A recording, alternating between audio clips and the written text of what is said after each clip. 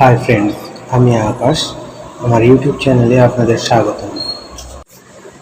আসুন আমরা সবাই মিলে এই পরমানন্দের রস পান করি এবং সনাতনের পথ ধরে এগিয়ে চলি মোক্ষ লাভের দিকে।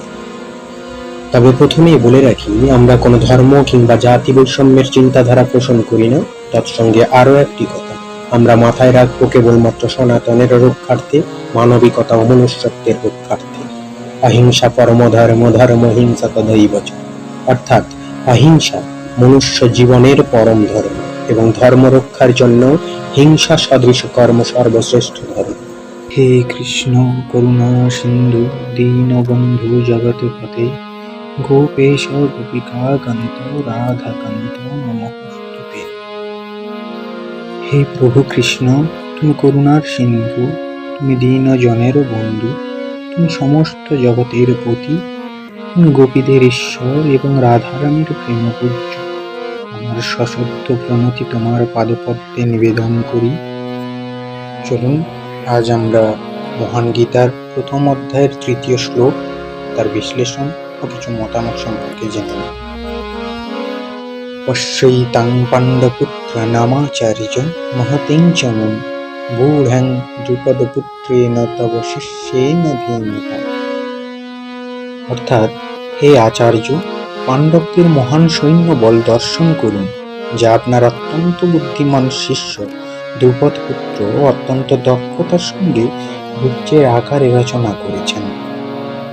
এখানে আমরা দেখতে পাচ্ছি যে চতুর্কূটনীতিবিদ রাজা দুর্যোধন তার গুরু এবং যুদ্ধক্ষেত্রের সেনাপতি দ্রোণাচার্যকে দ্রুপদ পুত্রের সৈন্যসজ্জা নিয়ে সতর্ক করছেন।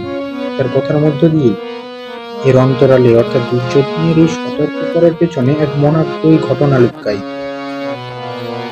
আমাদের খোলা চোখে গীতার প্রত্যেকটি শ্লোক খুব ছোট ছোট মনে হলে সেগুলির প্রত্যেকটির মধ্যে মনাগ্রহী ঘটনা এবং এর কিছু গূঢ় তত্ত্ব লুকিয়ে আছে।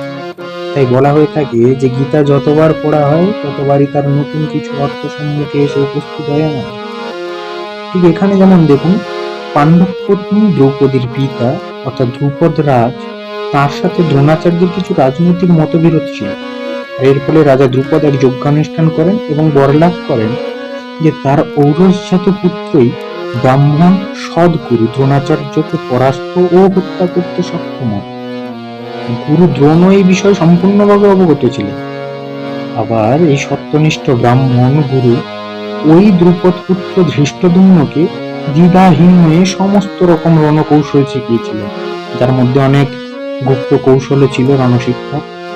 আর ঠিক এই কারণেই দুর্যোধন গুরু দ্রোণকে সতর্ক করেছিলেন যাতে তিনি পূর্ণ সতর্কতা, অনমনীয়তা ও দৃঢ়তার সাথে যুদ্ধ করেন। আবার সেই দ্রুপদ পুত্রের সজ্জিত সৈন্য দলে অর্জুনের মতো গুরু দ্রোণের পরম প্রিয় শিষ্যও ছিলেন। তাই দুর্যোধন এটাই মনে করিয়ে দিতে চেয়েছিলেন যে কোন ধরনের কোমলতা প্রকাশ পেলেই যুদ্ধে অবধারিত পরাজয় এবং মৃত্যু সুনিশ্চিত গুরু দ্রোণাচার্য। আমরা এই গীতার প্রথম অধ্যায়ের তৃতীয় শ্লোকটি থেকে বিচার বিশ্লেষণের মধ্য দিয়ে নিজেদের মতামত বা ওপিনিয়ন প্রকাশ করতে পারি। দেখি, আমরা যদি মহান গীতার প্রথম অধ্যায়ের তৃতীয় শ্লোকটি, তাহলে একটা জিনিস খুব ভালো করে লক্ষ্য করা যায় যে মহান ব্রাহ্মণ এবং গুরু হওয়ার পরও দ্রোণাচার্যকে রাজা দুর্যোধনের কথা মেনে চলতে হচ্ছে। ওই দুর্যোধনের গুরুদেবী হচ্ছেন দ্রোণাচার্য, অথচ শিষ্যের কথা শুনে তাকে চলতে হচ্ছে এবং তার সতর্কবাণী শুনতে হচ্ছে।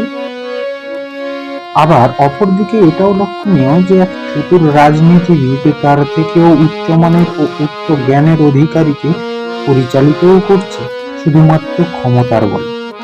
কোন ক্ষমতার বলে তিনি তার গুরুদেবকে পরিচালিত করতে পারছেন?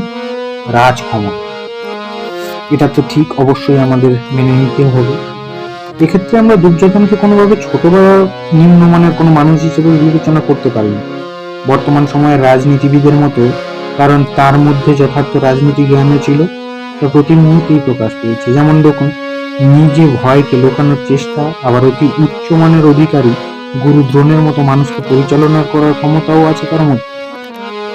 তাই আমরা এটা সর্বক্ষণ মাথায় রাখতে পারি যে বিচার এবং বুদ্ধির সাথে যদি ক্ষমতা যুক্ত করতে পারি আমরা আমাদের নিজস্ব জীবনে, তাহলে মনুষ্য জীবন ভগবান পাদপদ্মে অবশ্যই স্থাপন করতে পারবো আমরা, এবং আমরা হব অজেয়।